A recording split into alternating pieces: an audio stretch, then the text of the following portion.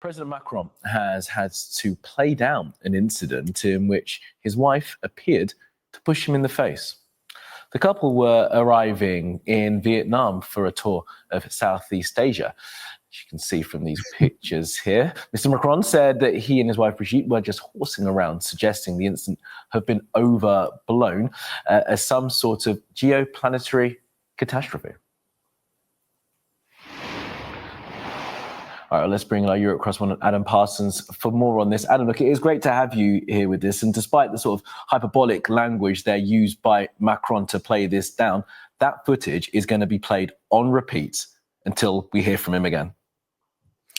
It probably will be. Yeah, I mean, social media is one of these places where Emmanuel Macron pops up every now and then because there are a lot of haters out there who really, really don't like him and seize on every opportunity to portray him as either an idiot or a villain or some sort of ne'er-do-well. So previously, there's not an awful lot that we can say for sure. She pushes him in the face. Is that because she's angry? Is that because she is, I don't know, trying to take an eyelash out of his face?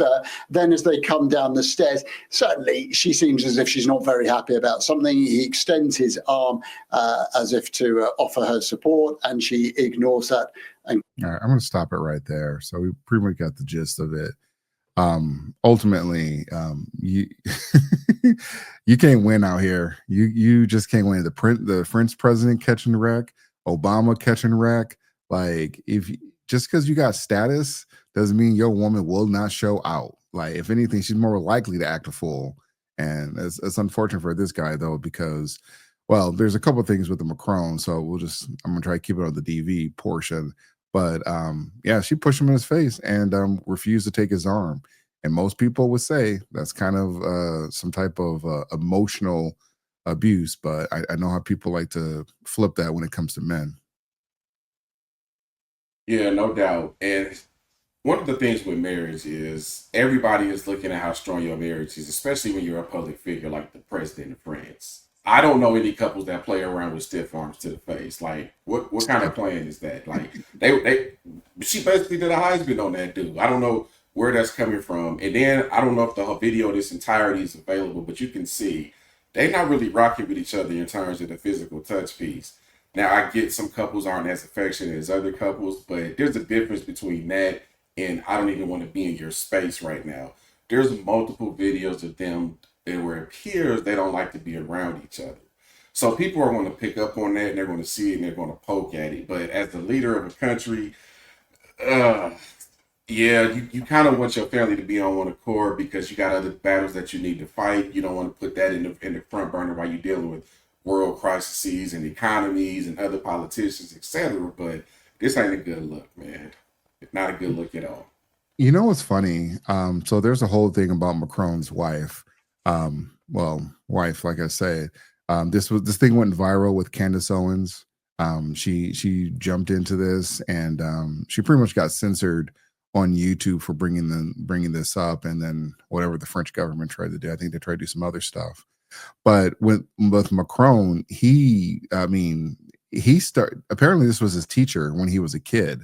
So at some point, some type of relationship started, and his wife is allegedly like in her 70s or something, and he's like 47. So I don't hear a lot of people talking about the age gaps. I don't hear a lot of people talking about the domestic violence. I mean, you ninjas will come out here and cape for Cassie, but you quiet on Macron. Like, this dude straight up, if this was flipped and the guy did this same thing, he is definitely, I mean, Dana White caught a lot of heat. I mean, it went away. But he caught a lead when he smacked his wife and when they were at the club for I don't know what the reason was. He said something, I don't know, she was acting up or something. But point is, he caught smoke for that. But Macron, he visibly got this is what they would call this an assault. And everyone's trying to, figure out like, oh, what's going on? If it was an eyelash or something. Like, a lot of excuses start showing up when it's the wife, though. But I know somebody that definitely can't get away with this is Trump. Like, this has been Melania acting a fool with Trump in public. They're going to be saying everything about Trump.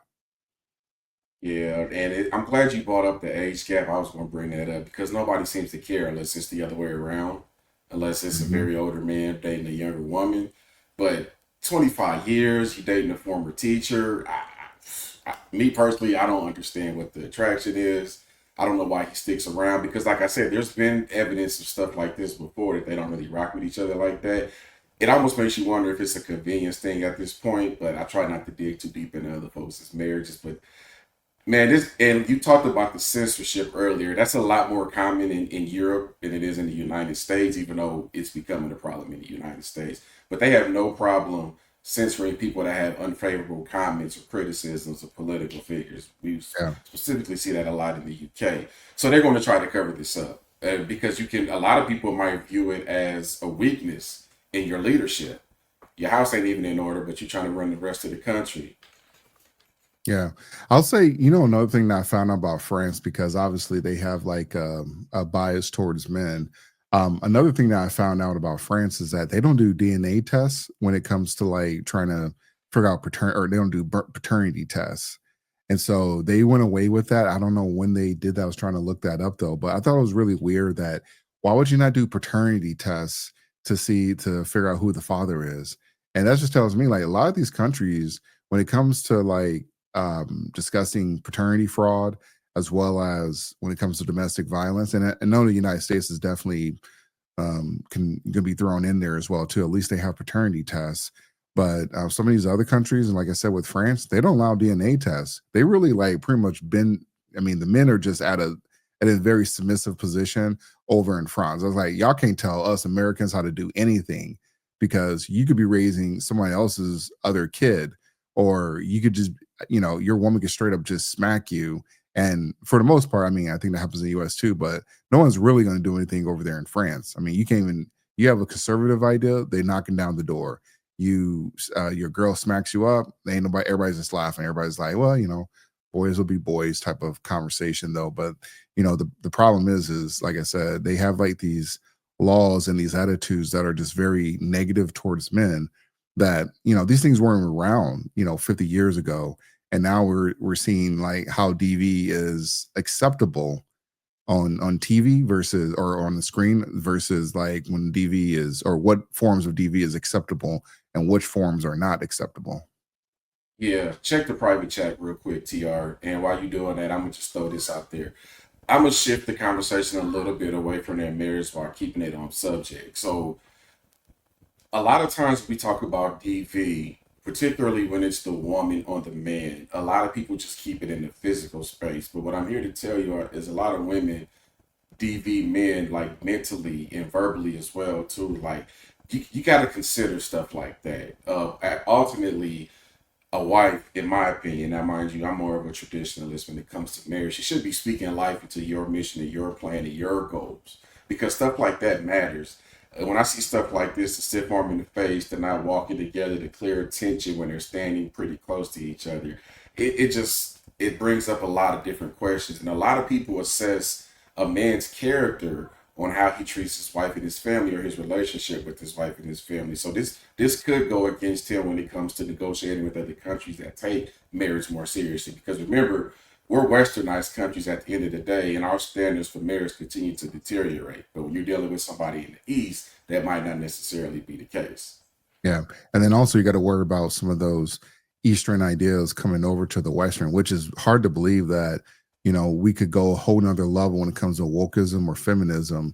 Like there's a whole nother level to this stuff. And so I think you mentioned earlier where you could be arrested for saying the wrong things on social media, saying the wrong things in public, and everybody's going to, vilify you, but they got all these other issues going on. So yeah, we definitely don't want to be like some of these other countries. I know people love that. Oh, they got free medical insurance or something. Like, well, you're taxed up to 50%, and then you're gonna have to wait like almost 6 to 12 months to go see a doctor just for a checkup. So if that's worth it, then be my guest. So Yeah, meanwhile, 5 of my Canadian coworkers are here in the United States right now seeking medical treatment because the waits are too long geez. for some particular screenings that they need in relation to pregnancy risk. But I'm not going to hear their business out, but it's not always sweet on the other side like that. Right. Yeah. So all right, we're gonna jump to the next topic, And give me just a sec to get this queued up here.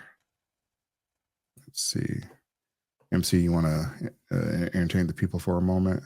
Yeah, put me on the spot like that, TR. Hey, why we doing that? I'm gonna just say something real quick because we read the comments. TR's probably more on it than I am, but lately I've been on it a little bit, and I'm here to tell y'all, there's nothing you can say to me about my blackness and about my views and how they relate to each other. Like the audacity of some of y'all to think that like a stranger who I don't even know is going to affect me in some way is absolutely ridiculous. I don't know what's wrong with y'all, man. It's wild to me, but I'm gonna have fun doing this like we've been.